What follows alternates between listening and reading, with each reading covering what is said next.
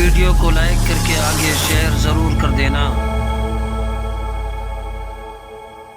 میں آج اپنی گفتگو کو آگے بڑھانے سے پہلے آپ سے یہ بات ضرور کہنا چاہتا ہوں کہ جوانی کا، اپنی طاقت کا، اپنی دولت کا ہم کب تک ناجائز فائدہ اٹھاتے رہیں گے؟ کب تک گناہوں کے اندر ڈوبے رہیں گے؟ دیکھو، اللہ تعالیٰ جب تک ڈھیل دیتا ہے تب تک ڈھیل دیتا ہے۔ جب اللہ تبارک و تعالیٰ رسی ٹائٹ کر دیتا ہے، ڈوری ٹائٹ کر دیتا ہے، پھر کوئی یار نہیں ہوتا، کوئی مددگار نہیں ہوتا، کوئی دوست نہیں ہوتا، کوئی احباب نہیں ہوتے، کوئی بچانے کے لیے نہیں آتا، کوئی مدد کرنے کے لیے نہیں آتا۔ اللہ نے ہمیں اور آپ کو جوانی دی، طاقت دی، قوت دی، اللہ تعالیٰ نے مال دیا، اس کو ناراض مت کرو۔ اس نے سب کچھ دیا، جو کچھ اپنے پاس ہے وہ سب اللہ کا دیا ہوا ہے، اپنا کچھ نہیں ہے۔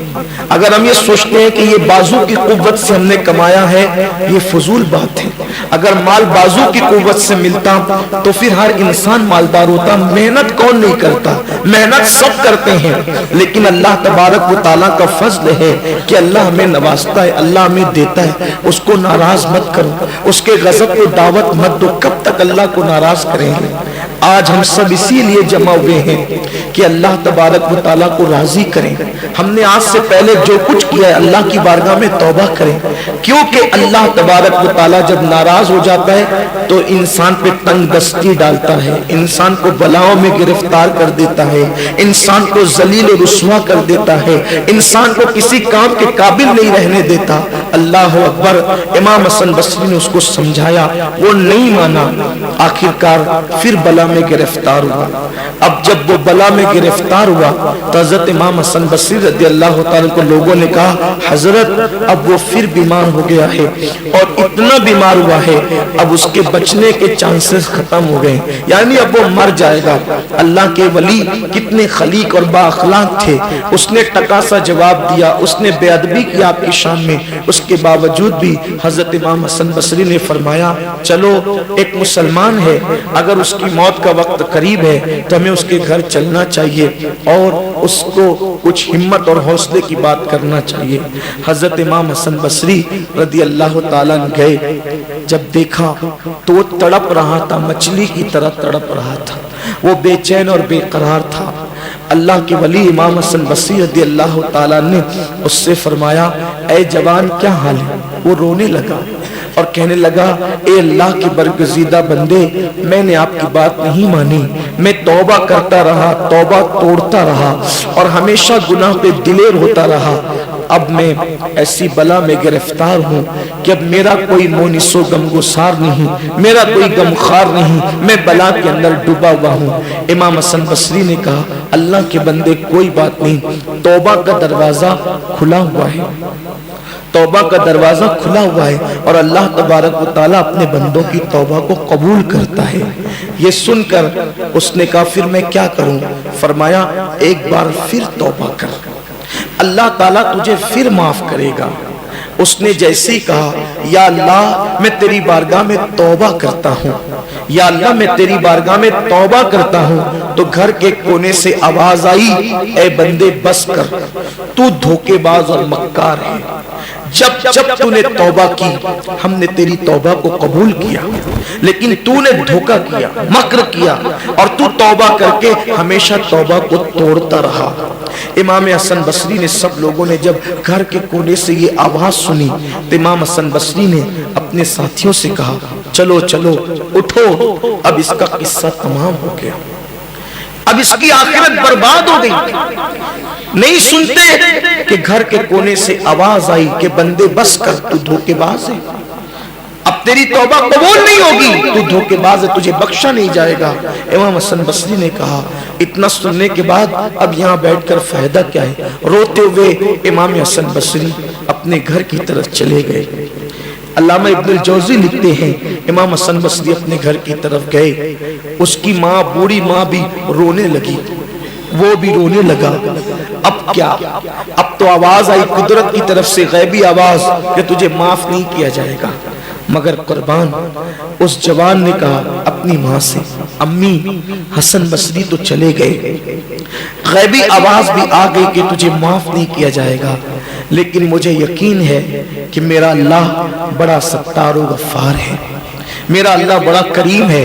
اے میری ماں ایک کام کر، تو میری ماں ہے، میں تجھے اللہ کی قسم دے کر کہتا ہوں، میرے گلے میں رسی ڈال، میرے گلے میں رسی ڈال اور مجھے گھر کے چاروں کونے میں گھسیٹ اور میرے چہرے کو دھول لگا کر اس پہ پیر رکھ کر کے کہنا یہ اس کی سزا ہے جس نے اللہ کے ساتھ بغاوت کی ہے اور گناہ کی ہے، اور کہنا کہ اللہ تو کریم ہے، تو مہربان ہے، تو معاف کرنے والا ہے، مولا تو وہ ہے جس نے 50 سال کے بعد بچھڑے ہوئے یوسف کو اپنے باپ حضرت یعقوب سے ملایا، اللہ تو وہ ہے جس نے ایوب کی بیماری کو دور کر کے از سر نو تو نے اسے زندگی عطا فرمائی، اللہ تو وہ ہے جس نے یونس کو مچھلی کے پیٹ میں زندگی عطا کی، سانس دینے کا موقع دیا، اللہ تو بڑا کریم ہے، میرے بیٹے کو بخش دے، میرے بیٹے کو معاف کر دے۔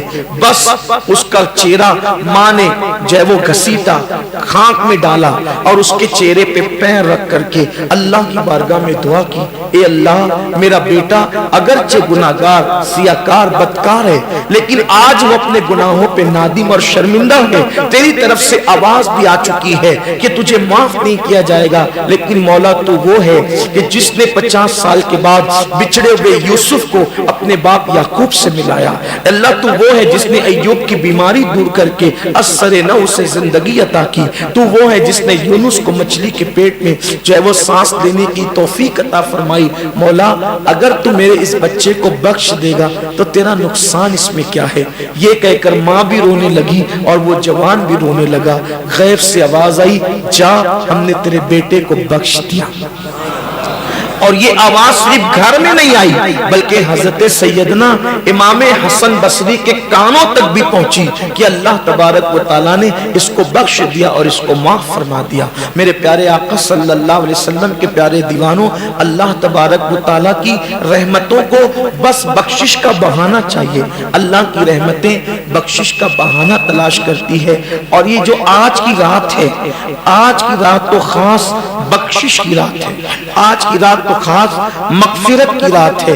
اللہ کے رسول علیہ السلام فرماتے ہیں 5 راتوں میں دعائیں رد نہیں ہوتی، ایک رجب کی پہلی رات، دوسری شب برات، تیسری شب قدر، چوتھی عرفہ کی شب یعنی حاجی جس دن حج کے میدان میں ہونے والے ہوتے ہیں اس سے پہلے عرفہ کی شب، اور 5ویں عید الفطر کی شب۔ یہ 5 راتوں میں اللہ کے رسول نے ضمانت دی ہے کہ جو بھی دعا کی جاتی ہے اللہ تبارک و تعالیٰ قبول فرماتا ہے، اور شب برات کے لیے اللہ کے رسول فرماتے ہیں کہ ہر مسلمان کو، ہر مومن کو بخش دیا جاتا ہے سوائے اس کو جس کے دل میں کسی مسلمان کے لیے کینہ ہو۔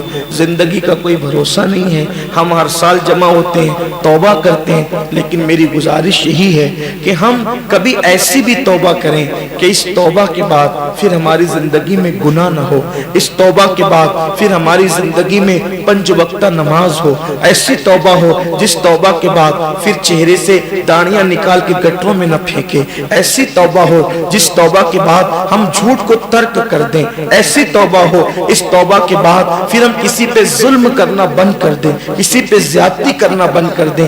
اگر ہم نے ایسی توبہ کر لی انشاءاللہ اپنی دنیا بھی سنور جائے گی اور اپنی آخرت بھی سنور جائے گی۔ اس دنیا کے اندر ہم آئے ہیں آخرت کی تیاری کے لیے، اس دنیا میں آئے ہیں اس دنیا کو بہتر بنانے کے لیے، اس لیے زندگی کا کوئی بھروسہ نہیں ہے، ہم کب تک جئیں گے یہ ہمیں بھی نہیں پتا ہے، اس لیے قبر کی تیاری کریں، حشر کی تیاری کریں، میدان محشر کی تیاری کریں، اللہ کی عدالت میں کھڑے ہونے کی تیاری کریں۔ کب تک اللہ سے دور دور رہو گے؟ مرنے کے بعد تو اللہ کی طرف پلٹنا ہی ہے، تو کل مر کے پلٹیں گے تو پچھتائیں گے، آج جیتے جی ہم اللہ کی بارگاہ میں پلٹیں، اللہ رب العزت کو منائیں، اللہ کو راضی کریں۔ ایک بزرگ اکثر قوم سے फरमाते थे, ऐ लोगों अल्लाह से सुलह कर लो, ऐ लोगों अल्लाह से सुलह कर लो, ऐ लोगों अल्लाह से सुलह कर लो। और जब कब्रिस्तान जाते थे तो कब्र वालों के मुतालिक कहते थे, ए अल्लाह इनसे सुलह कर ले, ए अल्लाह इनसे सुलह कर ले। किसी ने कहा, हजरत आपकी बोली बदल क्यों जाती है? बुजुर्ग फरमाते हैं, जब तक इंसान जिंदा होता है अल्लाह उसको माफ करने के लिए तैयार होता है, मगर बंदा अल्लाह से माफी नहीं मांगता। और जब वो मरकर अजाब में गिरफ्तार हो जाता है अब वो माफी मांगता है, लेकिन अल्लाह उसके लिए तौबा का दरवाजा बंद कर देता है।